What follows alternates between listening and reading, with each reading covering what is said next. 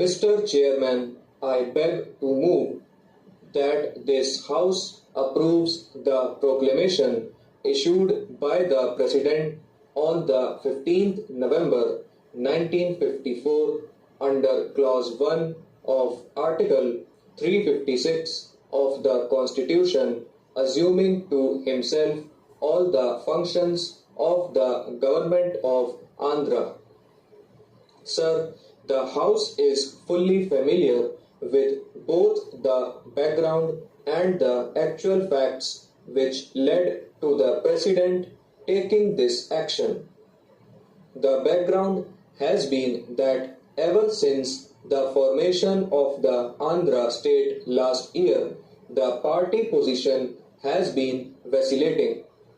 There have been no elections, and with the division of the state, the legislature was also divided, and 140 members came away from the Madras legislature land, formed the Andhra legislature, and the division between the different political parties was very uneven, and the result was that the government of the day was carrying on with a very slight majority, sometimes one, sometimes two, sometimes a little more, but it was always a very unbalanced thing.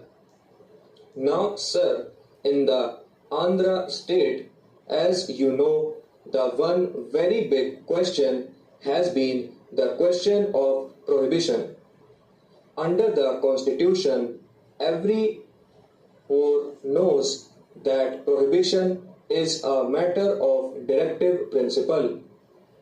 The Constitution has given a directive that every state government shall aim its policies towards the enforcement of prohibition.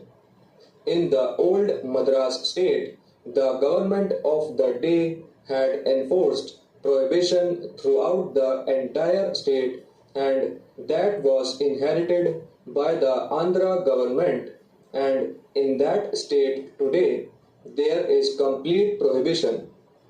The Andhra government, after the separation, appointed a committee under the chairmanship of Sri Ramamurthy to go into the whole question, make investigations about the actual conditions as to how far the policy has succeeded and make recommendations.